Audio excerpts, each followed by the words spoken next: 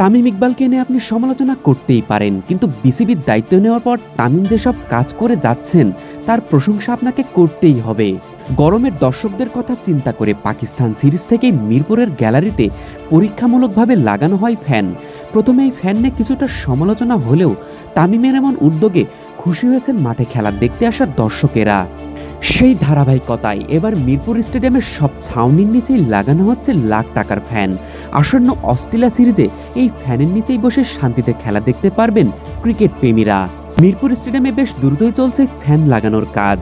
গ্যালারিতে খাবারের দাম, ফ্রিতে পানি, এই সব কিছুর ব্যবস্থা তো আগেই করা হয়েছে।